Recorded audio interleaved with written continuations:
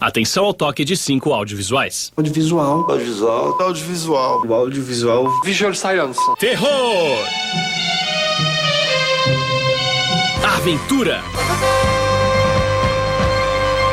Drama. Comédia. E suspense erótico.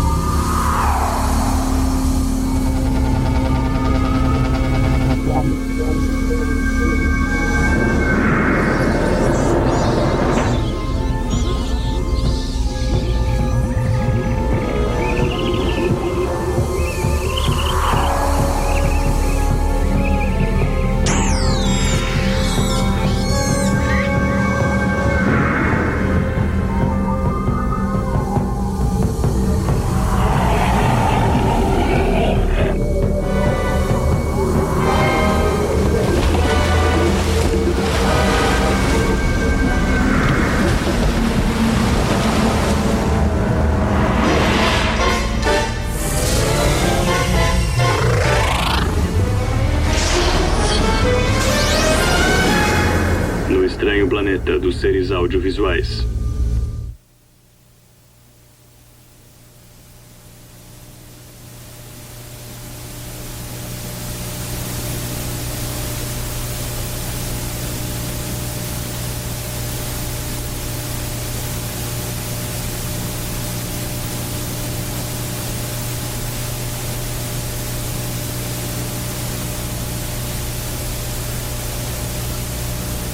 Pois é, a Ana vai continuar com isso, até que vocês percebam a importância do som no audiovisual. Afinal, ao longo desta série falamos muito sobre as imagens, a verdade das imagens, a realidade das imagens, a violência das imagens. Mas a nossa série é sobre o audiovisual, e ficou faltando aprofundar mais no áudio nessa história toda. Por isso, vamos dedicar um episódio inteiro ao som, pessoas que trabalham diretamente com o som, pessoas que fazem imagens voltadas para o som e até pessoas que curtem tirar um som.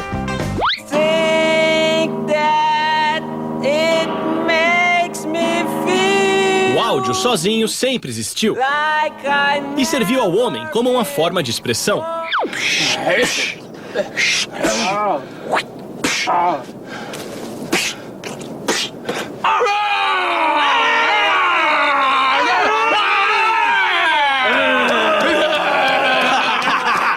E para além da fala e dos cantos primitivos, o áudio deu frutos como a música. E a música, por sua vez, deu frutos como Jimi Hendrix e o Kennedy. Mas a gente vai pular a história da música porque não temos tempo pra isso nesse programa. Principalmente pro Kennedy. Sim, vamos falar um pouco sobre o rádio. O rádio é um objeto interessantíssimo para o nosso programa, pois ele consegue criar sons e imagens sem precisar das imagens. Como, por exemplo, numa radionovela. Quem é? Olá, querida. Abra a porta. Olá, querido. Chegou cedo. Como foi o trabalho? E agora vamos ver o que acontece por trás desse som. Mas quem é esse no seu armário? Não é esse. É esta. Oi, prazer, Andressa. Bizarro. Vamos esquecer um pouco o rádio e ir para o cinema. No começo do cinema, os filmes eram mudos. Toda a narrativa se construía através de imagens e, no máximo, através de cartelas explicativas. Muitas exibições já eram feitas com acompanhamentos musicais ao vivo.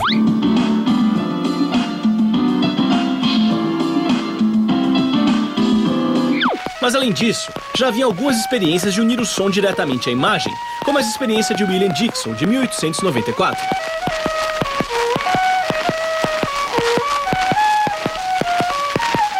Ok, tente esquecer essa imagem estranha e focar no fato de que houve uma tentativa de unir os sons às imagens.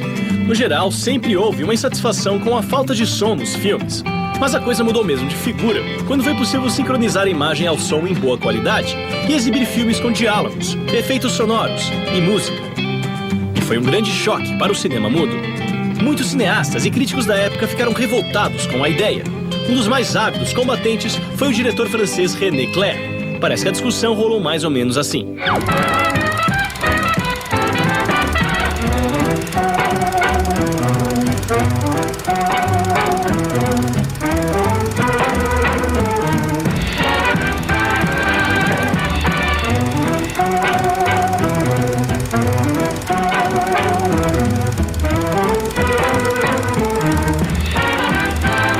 Mas com o tempo, o som foi devidamente adotado no mundo inteiro. E mesmo René Clair logo percebeu que ele apenas intensificaria a sensação de realismo que as imagens do filme já passavam. E se antes o trem dos irmãos Lumière passava em alta velocidade e assustava plateias inteiras, agora ele também deveria fazer tchutchu.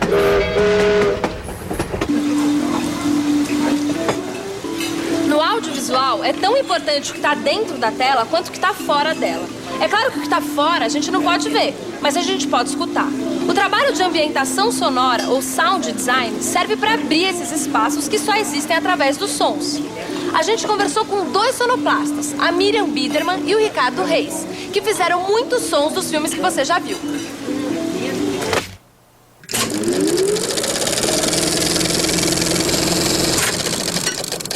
Assim, o que a gente faz aqui basicamente é sonoplastia mesmo, assim. É muito parecido com o que era feito com rádio. Você vai criar sons para contar uma história. Nós somos artesãos do som. O que a gente faz é fantasiar a realidade, para soar realista. O trabalho de som é muito bom quando você acaba não escutando ele.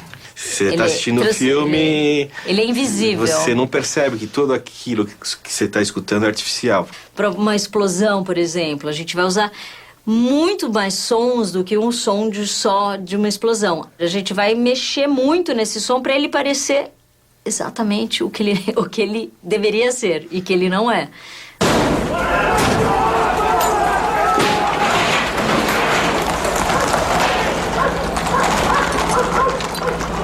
Muitas produções não tem muito dinheiro. Então vai ter uma super batida de carro, mas tem só uma explosão gigantesca. A imagem não tá lá, porque então não tinha produção, a grana. Mas o som vai fazer isso funcionar. O visual é tudo que você está vendo, não tem nada subliminar. No áudio, sim, você pode trabalhar muitas outras camadas de entendimento, de falas, que não estão necessariamente na tela, mas são que vão contar outras histórias, não necessariamente aquela que está em primeiríssimo plano. Normalmente, quando um piloto diz que não ganhou a corrida porque o carro estava mal regulado, ou o jogador diz que jogou mal porque o gramado era ruim, a gente não acredita.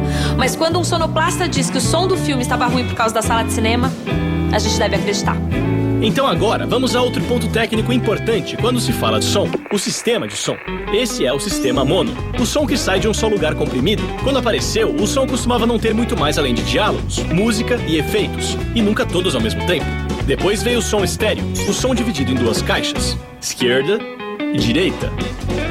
Depois os filmes ficaram complicados tecnicamente e cheios de efeitos especiais explosivos. Daí se colocou uma caixa no centro, 2 dos lados, 2 nos fundos, e um subwoofer no centro para dar um grau. O nome dado foi 5.1, ou Surround Sound. Depois vieram todas as tentativas de cinemas sonoros, como o 6.1, o 2.4, o 6.9, o 4.20 e alguns outros que não deram certo, principalmente por causa dos trocadilhos. Agora que temos um sistema de som de ponta, podemos falar sobre a música no cinema, com o nosso próximo entrevistado, Tony Berkmans. O termo trilha sonora vem do inglês soundtrack, que essencialmente, tecnicamente, quer dizer todos os elementos sonoros de um filme. Que ela inclui, além da música, os efeitos e os diálogos, principalmente. Mas é lógico que, como já virou um hábito, a gente costuma realmente chamar trilha sonora, você já entende que é a trilha sonora musical de um filme, né? Bom, basicamente a diferença entre fazer música, simplesmente música absoluta, né, e a música de um filme é que o músico que trabalha dentro de um filme, ele se torna uma espécie de dramaturgo musical, vamos dizer assim. Ele tem que ter essa sensibilidade de contar histórias através da música. O que ela está querendo dizer, como é que ela emociona o espectador. E, além disso, ele tem que saber, tecnicamente, lidar com os times do filme. Um desafio muito, muito grande, assim, para o músico que não está habituado. A música tem um poder muito forte, ela pode realmente alterar a interpretação de um filme, né? Tirando o áudio no filme, você não se emociona necessariamente ao ver uma determinada cena. Ao passo que, tirando aquela cena e ouvindo só o áudio, você pode se emocionar. Mas isso, eu acredito que não esteja necessariamente ligado àquela cena. Está ligado, sim, ao efeito que a música tem na nossa percepção mesmo, né? Porque assim, por que eu choro com uma determinada música e você não tá nem aí? Cada pessoa recebe essa informação musical de um jeito diferente. Esse mistério é que é fascinante. E aí é que os compositores gostam de brincar. E logo de cara, nós pensamos em tantas trilhas importantes que marcaram a nossa vida. A trilha sonora de nossas vidas. Shhh, quieta, Ana. Apenas escute. Trilhas como ET, o extraterrestre. 3 homens em conflito. A Marcotte, Fellini.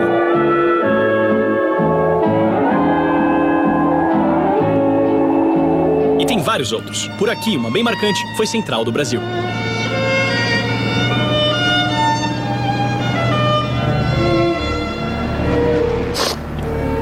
Ai, nossa, essa pega pesado. E a Fernanda Montenegro? O próximo entrevistado é quem compôs a trilha do Central do Brasil, além de Cidade de Deus e O Senhor das Armas. Gente, alguém tem um lenço? Ai, obrigada. Com vocês, o autor dessa trilha tão triste, Antônio Pinto.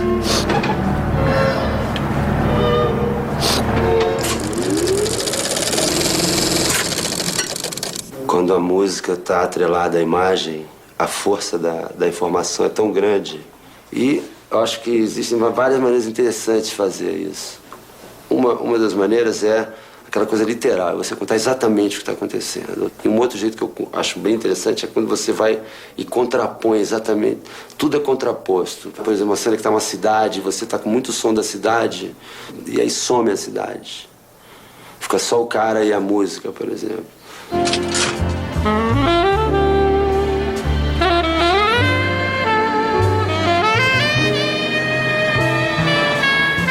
É muito mais fácil fazer uma puta trilha para um filme medíocre do que fazer uma puta trilha para um filme bom. Fazer uma trilha para um filme bom é muito mais difícil. Porque um filme ruim, você faz uma trilha bonita, bacana, legal, você vai lá ver o filme e fala, pô, o filme é uma merda, mas essa trilha é interessante, né? Maravilha. Quando eu estava fazendo o Central do Brasil, quando acabou o filme, tem aquela cena final lá, clássica, que emocionou tantas pessoas no Brasil e no mundo, que ela indo embora no ônibus, escrevendo a carta. Quando acendeu a luz, tava eu e o Joaquim, os dois, chorando. Aquele filme ali, se você botasse uma música no final ou não, todo mundo ia chorar, entendeu? A música fez os caras chorar 10 vezes mais do que eu e o Joaquim. Mas ela já tá, a emoção já tá ali, assim.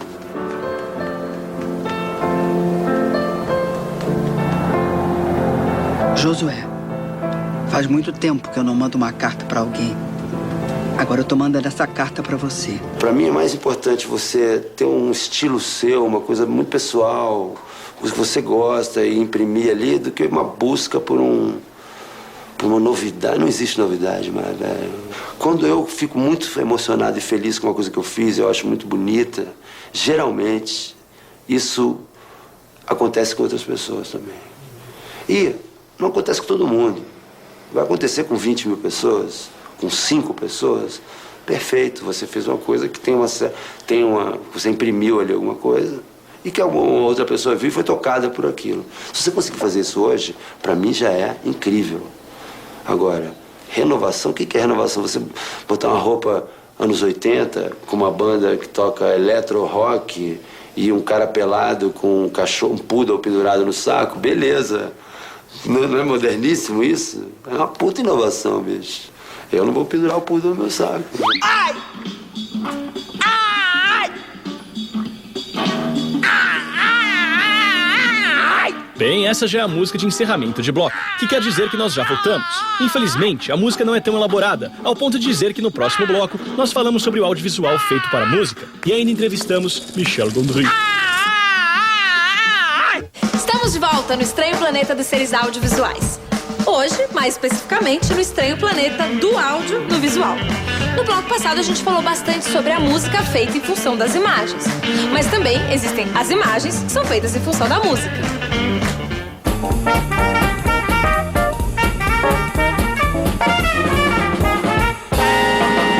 Essa imagem não foi feita em cima da hora. A decupagem ou a escolha dos planos foi pensada de acordo com a música. Isso acontece no audiovisual há um bom tempo. Com o advento do cinema sonoro, um gênero cinematográfico que ganhou destaque em todo o mundo foi o musical. Filmes como Noviça Rebelde, Mary Poppins, Cantando na Chuva, Chicago, My Fair Lady e muitos outros embalaram gerações inteiras de pessoas felizes a cantar alegremente. Uma coisa muito particular nesse gênero é o momento em que de repente a narrativa começa a ser cantada e cantada. É como se tudo fosse parte de um grande musical e tudo que é falado parece uma música. Como se tudo fosse parte de um grande belo plano, como o Bob Fosse dirigindo um musical americano. No estranho planeta dos seres audiovisuais, é um programa batuta bem bacana. A apresentadora chama Ana, sim, me chamo Ana, e a criação geral é do Cal. Um programa audiovisual sobre o audiovisual, mas aqui ninguém gosta de musical. Ok, acabou essa palhaçada. Muito bem. Existe outra forma de audiovisual onde a música comanda as imagens. É o videoclipe. E se você não tem paciência para 90 minutos de musical, talvez o videoclipe seja um pouco mais a sua cara, pois ele tem cerca de 3 minutos. E vamos tentar fazer um videoclipe com uma banda improvisada para esse episódio, Viana and the Papas. E para fazer o clipe, promover a banda e ficar maneiro, existe uma série de recursos que podem ser usados, como luz strobe, gelo seco, chicotinho rápido, ventilador no cabelo, enfoque, desfoque, tela dividida, frisadas da imagem, loiras de motocicleta. Tá bom, esse a gente usa de arquivo. Sensacional. Merecia até entrar num programinha de clipes top 10. E aí, galera, a gente tá começando mais um no Estranho Planeta Hits. Agora a gente vai ver uma entrevista mega da hora com o cara que mais fez videoclipes no Brasil. São mais de 100 videoclipes, incluindo A Fit, CPM 22, Engenheiros do Havaí, Fala Mansa, Raimundos, Frejá. Calma, o TP não quebrou. Muitos artistas nacionais já fizeram clipe com Maurício S. Então ele deve saber como se faz o tal do videoclipe. Tal Inicial, Forfã, Videobaldi, Marcelo D2. O primeiro clipe que eu dirigi foi em 1994. Os orçamentos já eram baratos, sempre foram. E uma parte do clipe quem pagou foi a 1900 Pizzaria, que me pagou em permuta de pizza. Eu tinha que fazer um merchandising de pizzaria no clipe. Acho que de 94 até hoje mudou muita coisa. As gravadoras que já tinham um budget muito baixo, piorou muito essa situação. Então, hoje em dia não tem verba para videoclipe. É engraçado que hoje em dia quem mais faz videoclipe são as bandas independentes. Pela questão das câmeras digitais estarem cada vez mais acessíveis a todos, aos computadores poderem editar de uma forma mais acessível para todo mundo. E eu acho que o clipe tem muito disso, dele poder traduzir um pouco do que é o artista, do que essa banda significa, do que ela quer passar, né? Do que tem a ver com ela, até o que essa letra, o que esse disco, o que essa canção tem a dizer. E até a sonoridade da música mesmo, o que tem essa sonoridade, o que tem esse ritmo, o que tem essa batida, e a imagem sempre traduzia isso. Cachorros assassinos, gás lacrimogênio, quem mata mais a dama ganha medalha de prêmio. O Maurício Essa dirigiu o videoclipe mais famoso dos Racionais MCs, Diário de um Detento. Um vídeo que serve menos para promover o artista e mais para endossar a mensagem da música. Dessa maneira, muitos videoclipes já causaram polêmicas e sofreram censura, da mesma forma que um longa-metragem. O clipe Stress, do Justice, foi o primeiro videoclipe a parar em Cannes pela discussão que levantou. No Brasil, o rapper MV Bill foi censurado com seu clipe Soldado do Morro. Geralmente, o clipe é para dar uma puxada na música. Funciona muito bem, na maioria das vezes. Às vezes uma música que não chama a atenção dentro de um álbum, por ela ganhar um clipe legal, ela dá uma levantada, cara. Ela chama a atenção e pode até virar um hit. Mas no caso do Soldado do Morro foi justamente o contrário. Era uma música que as pessoas já conheciam, já tinha uma identificação. E eu achei que o clipe iria me ajudar a contar melhor aquela história, mas já era uma música conhecida. E justamente o videoclipe ajudou a comunicar melhor, a visualizar melhor, mas também me rendeu também uma incompreensão, uma acusação, né, cara? Com ódio na veia, soldado do morro, fez, pintou com uma cara de mal. A sociedade me criou, mas o marginal. O clipe tem o potencial da comunicação através das imagens também. Ele ajuda a visualizar o que a música às vezes não consegue alcançar. Acho que é um casamento muito bom. Não que a música sozinha não vá ter o sentimento, claro que sim. Mas é que com o vídeo é um casamento quase que perfeito. É como uma cena de cinema sem a trilha, né?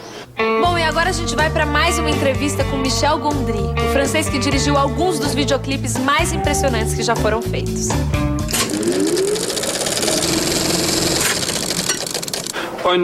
Bom, nos videoclipes, se você quiser uma história, você tem que ouvir o som, pois o som é música. E ele conta uma história, e você tem que encontrar maneiras de expressar a história. Não, essa dublagem tá tosca. Coloca uma legenda aí, vai. And there is an interesting parallel as well between the pop music and the movie, the storytelling. You know, there is a verse, there is a chorus, there is a bridge, and you could compare to first act, second act, and third act, and there is a climax, and then a resolution at the end. Pop music, it's a sort of a short version of big stories because they have similarities into their shape. All the videos I've done from the first time I directed were always telling a story. And what is to say that a story has to be told with words and not images? I mean, there's nothing to tell you that. Like a silent movie is not as good as a talkie. Like when a movie becomes talkies, in the late 20s, they totally regress. They went back in stage and become like theater again. And if you look at the movies, the art from Chaplin and Buster Keaton, it was much higher art form than when it became talkie.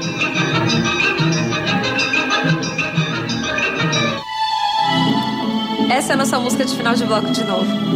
Daqui a pouco a gente vai falar com o artista visual Wagner Morales. Enquanto a gente espera, mais um número musical.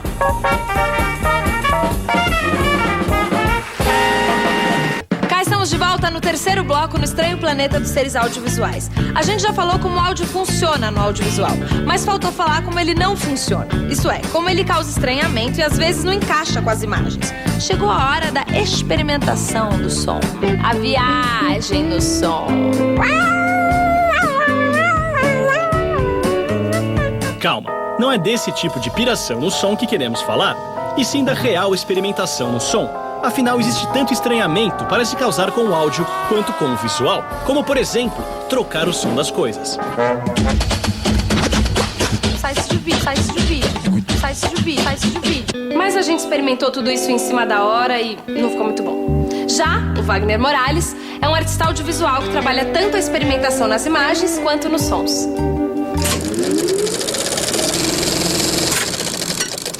Numa câmera fotográfica, você pode tirar foto, você pode fazer vídeo, você pode gravar som. Quase ninguém grava som. Mas quando você pega uma fita cassete, antiga, com a sua voz, quando você tinha 4 anos de idade, 5 anos de idade, você ouve aquilo causa um impacto até emocional na pessoa, muito maior talvez do que ver uma foto sua, entendeu?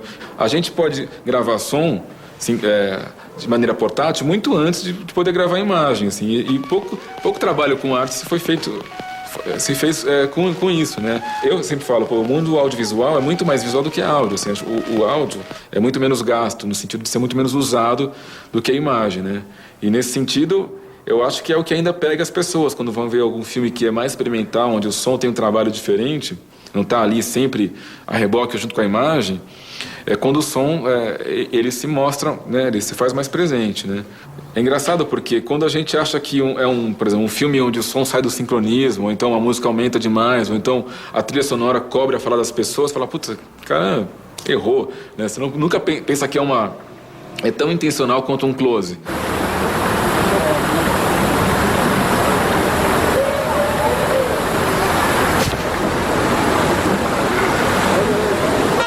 Acho que no nosso pouco tempo é o que valeu falar sobre o som no audiovisual. Mas se o áudio era injustiçado, o que dizer então do olfato, do tato, do paladar, dos outros sentidos que não ganharam suas próprias mídias? O audiovisual ainda não explorou esses caminhos? Será que um dia vamos ter incorporado outros sentidos ao audiovisual? Como olfato audiovisual? Ou tato-olfato audiovisual? Bem, quando esse dia chegar, faremos um programa sobre isso. Se ainda estivermos vivos.